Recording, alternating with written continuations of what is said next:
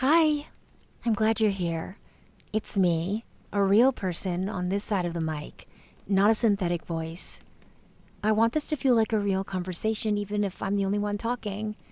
And if you hear me having a human moment or shift in my chair, it's just because I'm actually here with you. Thanks for being here, because I want to tell you a bedtime story about making things that are delicious.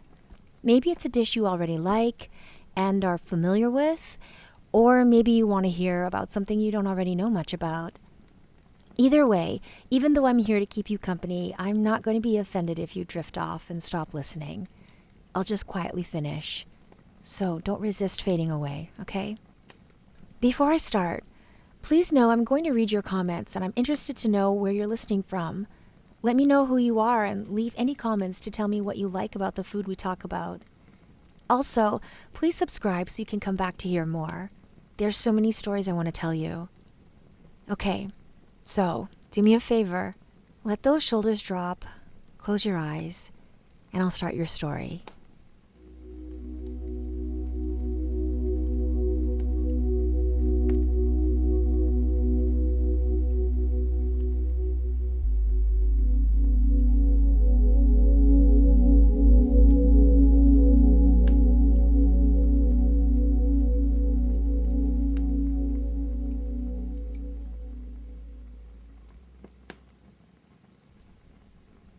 Settle in. Let the light dim just a little and allow the world to soften at the edges. Tonight, we're making chicken and waffles with hot honey butter. Let's put ourselves in a kitchen that feels timeless. The kind of place where stories don't rush, where they simmer, where the quiet glow of a single lamp casts long shadows across a wooden counter, and the air carries the faint promise of something warm, something crisp, something sweet. But more than that, we're stepping into a story that stretches across centuries, across continents, and across lives. A story that begins as many good ones do, with something simple. There was a time, long before this dish became what we know today, when waffles were not sweet at all. Long before syrup ever touched fried chicken, before brunch menus and Instagram plates, there was a quieter version of this meal. In the 1600s, European settlers, particularly German-speaking families, who would later be known as the Pennsylvania Dutch, brought with them heavy iron waffle molds. These weren't delicate kitchen tools, but weighty, practical objects designed to be held over open flame. The waffles they made were plain, rustic, nourishing. And on Sundays, after long church services, families would gather around wooden tables and serve those waffles with chicken, not fried, but stewed chicken. It was slow-cooked, tender, and rich with gravy. It was a practical meal, a comforting one. You can imagine it. There's the scent of slow-cooked chicken drifting through the air, waffles absorbing every drop of gravy like soft, edible cloth. The warmth of a shared meal that asks for nothing more than presence. It wasn't indulgent, it was sustaining. This was the beginning, not extravagant, but deeply comforting. Elsewhere, another story was unfolding. Another version of this dish begins to form. In the American South, generations of African American cooks were shaping what would become one of the most beloved culinary traditions in the world: fried chicken. It was born out of necessity and resilience. Chickens were one of the few animals enslaved people were sometimes allowed to raise. Over time, techniques evolved, seasoning layered carefully, oil heated just right, timing perfected through repetition and instinct. Fried chicken became more than a dish. It became a craft and a language, a legacy. Crisp on the outside, tender on the inside, each bite carrying not just flavor, but history. At the same time, waffles were less common in Black Southern cooking. Pancakes were more familiar. But over time, especially as people migrated north during the Great Migration, traditions began to blend. And then, as history often does, these two paths slowly moved toward each other. In the early 20th century, during the Great Migration, millions of African Americans moved from the rural South to cities in the North, bringing with them their food, their music, their traditions. Cities like New York began to hum with energy, and it's here that something magical happened and something special took shape. Picture Harlem in the 1930s. The night is alive with jazz, trumpets, piano, voices rising and falling like waves. Clubs glow with movement, with rhythm, with life that refuses to sleep. During the Harlem Renaissance, places like Wells Supper Club became the epicenter of a new culinary movement.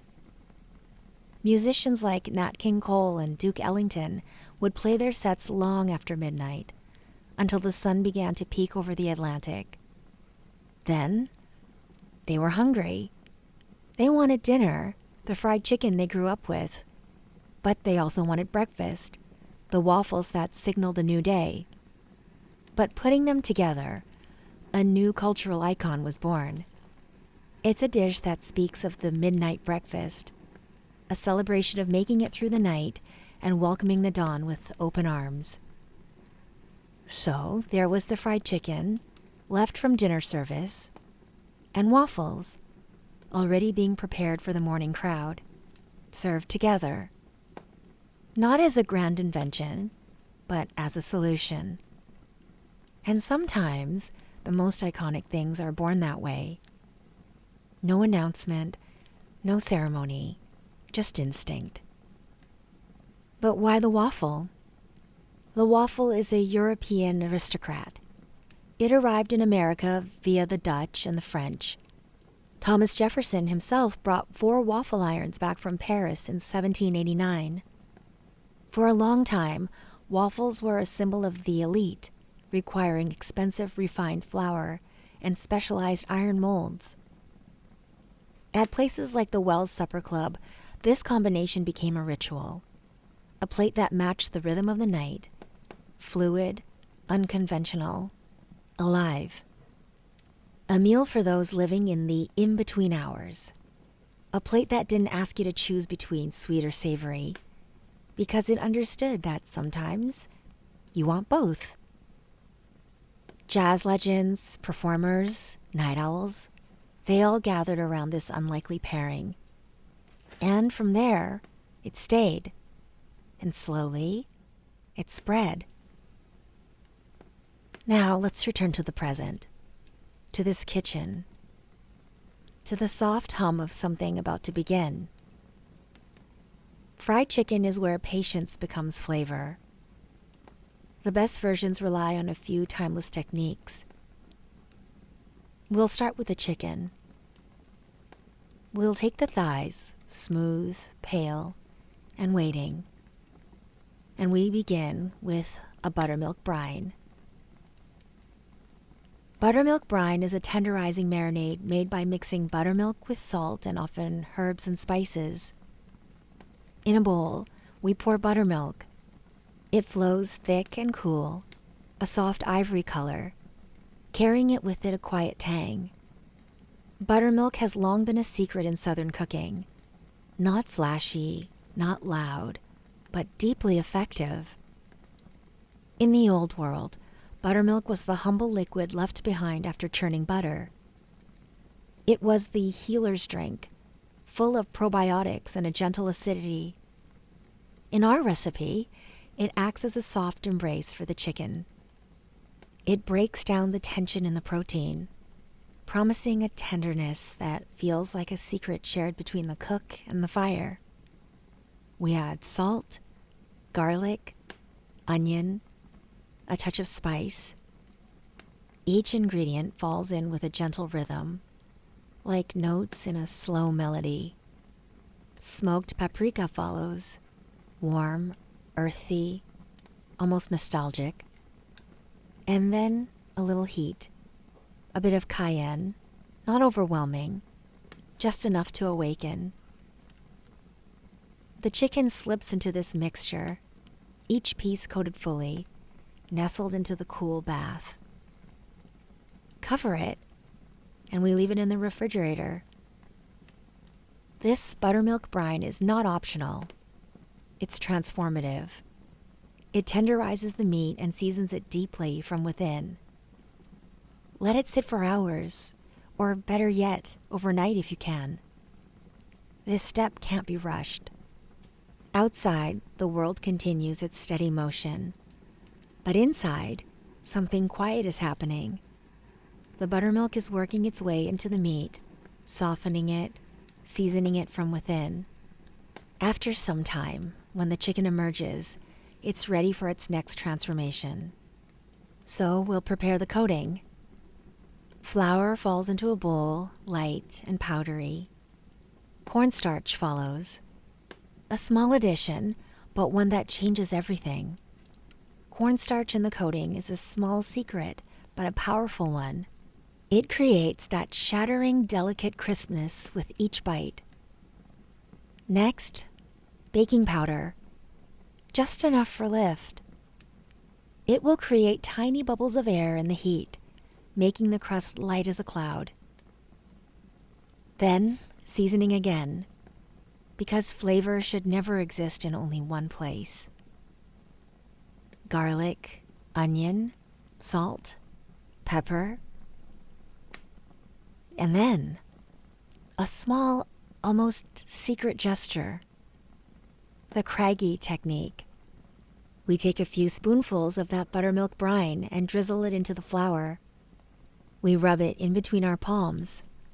Small clumps form, little mountains of dough.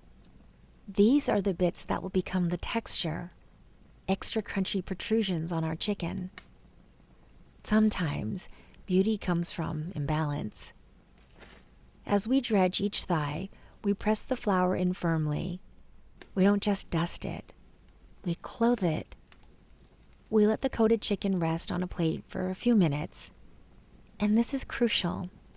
The moisture of the brine must hydrate the flour to create a glue. If you fry too soon, the crust will fall off. If you wait, the crust becomes part of the bird. The oil begins to heat. In a heavy pot, it slowly comes alive. At first, it's still, then shimmering, then ready. There's a patience to frying that feels almost meditative. Too hot, and the outside burns before the inside is ready. Too cool, and everything becomes heavy, oily, tired. But just right. The oil should hum, not rage. Before the chicken enters the oil, we begin the waffles. Belgian-style waffles. Thick, golden, structured like honeycombs. Their history stretches back to medieval Europe, where early versions were cooked between iron plates over open flames. Over time, they evolved, becoming lighter, airier, more intricate. For our waffles, we won't be just making any waffles. These are waffles with history in their bones, with texture and warmth, with the quiet whisper of cornmeal and the deep comfort of buttermilk. A recipe that feels both humble and enduring. We begin with the dry ingredients. Flour, soft and pale, like freshly fallen snow. It forms the foundation, the quiet structure that holds everything together. Then cornmeal, fine, golden, slightly coarse to the touch. Cornmeal carries its own deep story. Long before European settlers arrived, indigenous peoples across the Americas were cultivating corn, grinding it into meal, using it in countless ways. It was sustenance. It was sacred, and it was life-giving. When cornmeal enters this bowl, it brings that history with it. It adds texture, a gentle grit that makes these waffles feel grounded and rustic. Then comes baking powder and baking soda, small but powerful. These are the invisible forces, the quiet lift that gives waffles their lightness and their airy interior. A touch of sugar follows, not too much, just enough to coax out a subtle sweetness. And salt, as always, salt to balance, to deepen, to bring everything into harmony. In another bowl, we move to the wet ingredients. Eggs are cracked open, golden yolks slipping gently into the bowl. Eggs are remarkable in their simplicity. They bind, they enrich, and they give structure and softness all at once. Then buttermilk. Buttermilk has long been a quiet hero in kitchens, especially in Southern cooking. When you whisk it with the eggs, it creates something smooth and velvety. Then vanilla, warm, fragrant, and familiar. Vanilla has a story that begins far from here, in the tropical regions of Mexico where it was first cultivated. Later adopted by Aztecs, and eventually brought to Europe, it became one of the most cherished flavors in the world. Just a small amount will transform everything. Now the two mixtures meet, dry into wet. There's no rush. Just stir slowly until they're just combined. This is important because overmixing can make waffles dense and heavy, but a light hand keeps them tender. Then comes melted butter, rich, golden, and silky. Butter has a way of making everything feel complete. It adds depth, flavor, that unmistakable warmth that lingers on the tongue. It's folded in gently, just until it disappears into the batter. And then we pause. Letting the batter rest, even briefly, allows everything to settle. The flour hydrates. The air begins to form tiny pockets that will later become softness inside each waffle. The future waffles become something tender. The waffle iron is a grit of history. The Belgian style, popularized in the 1964 World's Fair, uses deep pockets to trap butter and syrup. As the batter hits the iron, the smell of vanilla and toasted grain fills the kitchen. When poured into the iron, the batter begins to change almost immediately. There's a soft hiss, a gentle rise. The scent is warm, slightly sweet, slightly buttery. When the lid opens, there they are, golden, structured, crisp on the outside and tender inside, each pocket ready to hold something more. Now, the chicken. It's had its vital rest after being coated in the seasoned flour.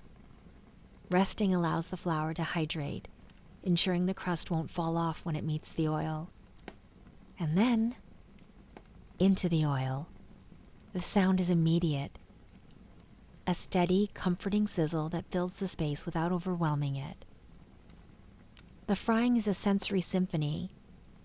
The moment the chicken hits the oil, the sound is like a sudden summer rainstorm on a tin roof. Sizzle, pop. The water in the chicken evaporates, leaving behind only succulent meat and a hardening shell. This is where transformation becomes visible. The coating darkens, turns golden, then deeper still.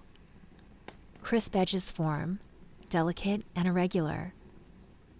Inside, the chicken cooks slowly, becoming tender and juicy.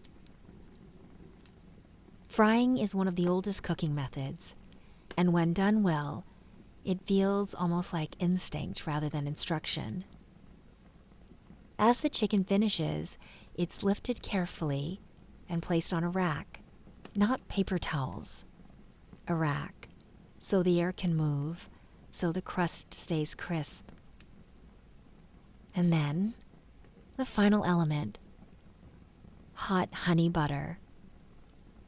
Butter melts slowly in a small pan, turning glossy and smooth. Honey is added, thick and golden, catching the light like liquid sunlight. Honey is the only food that never spoils. Edible honey was found in the tombs of ancient Egypt. It's the essence of 1,000 flowers. We melt it with the butter and add a touch of salt. Then comes the chili powder or cayenne. This is the hot in our hot honey. The spice cuts through the cloying sweetness of the honey and the richness of the butter. There's a slow, creeping heat that wakes up the palate. It creates a linear flavor profile.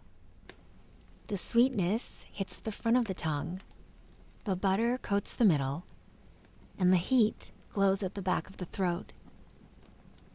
Everything stirs together into something that feels almost luxurious.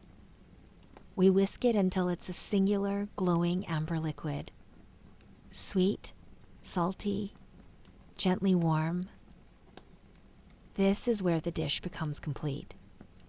Because this combination, sweet and savory, is something people are drawn to instinctively.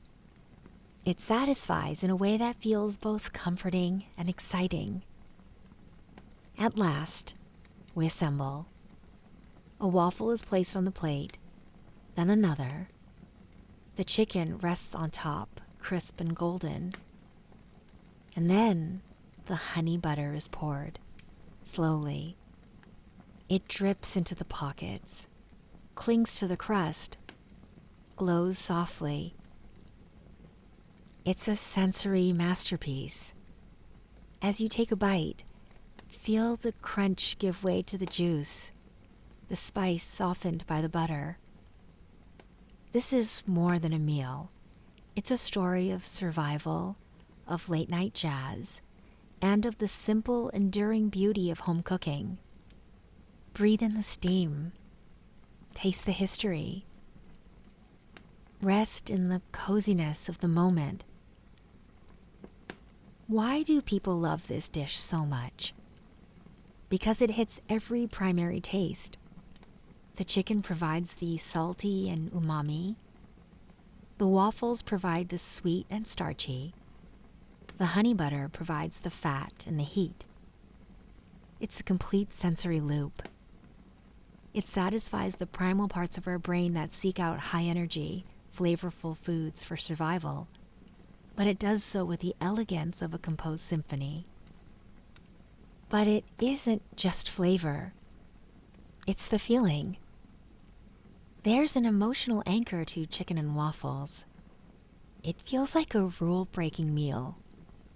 It satisfies the part of us that wants to eat dessert for dinner, or dinner for breakfast, making it feel indulgent and rebellious. Chicken and Waffles is generous. It doesn't hold back. It invites you to enjoy fully without choosing, without restraint. When you decide to commit to having chicken and waffles, you put your whole heart into the decision and then feel the thrill of what's to come with an internal vibration of anticipation. Because you know how much you're going to enjoy this meal. You know you've planned and then presented yourself with a delicious gift. The thought of chicken and waffles feels like late mornings that turn into afternoons, like music playing softly in the background, like laughter shared over something just a little indulgent. While the dish gained fame in the 1930s jazz clubs of Harlem as a late-night supper for musicians finishing sets at 4 a.m. who couldn't decide between dinner and breakfast, its transition to a brunch icon was a masterstroke of 21st century dining culture. From the 1930s to the 1970s, chicken and waffles was seen as late-night soul food. Its significance was that it was a compromise dish for late-night performers and clubgoers. In the 80s and 90s, it was more of a regional curiosity. primarily found in specialized soul food restaurants or in the South or Pennsylvania Dutch country.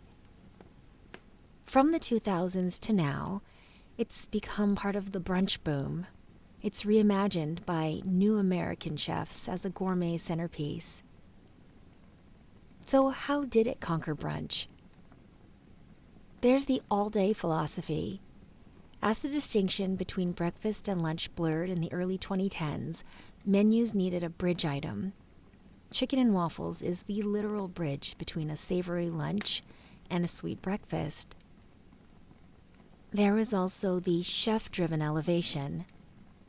Modern chefs began elevating the dish with hot honeys, bourbon-infused syrups, and sourdough waffles. This moved Chicken and Waffles from humble diners to upscale menus, where it could be priced as a premium entree. It also earned a hangover cure reputation. The high-protein, high-carb, and greasy sweet profile made it the gold standard for the morning after crowd, solidifying its place as a Saturday and Sunday staple. And lastly, it also has visual appeal. In the era of social media, the dramatic height of a stacked chicken and waffle plate became Instagrammable, helping the dish trend globally and beyond its American roots. Today, it's more than just a meal. It's a cultural touchstone that represents the melting pot of American history, fusing Dutch equipment, West African seasoning traditions, and the creative spirit of the Harlem Renaissance. And now, if you listen closely, you can almost hear the echoes. A farmhouse table centuries ago, a southern kitchen filled with careful hands and practiced movements, a Harlem club at dawn, music still lingering in the air. So stay here for a moment longer, in this warm kitchen, in this story of flavor and history and comfort. Let the world outside fade just a little as you rest in the simple, timeless pleasure of something made with care. And when you're ready, your plate is waiting.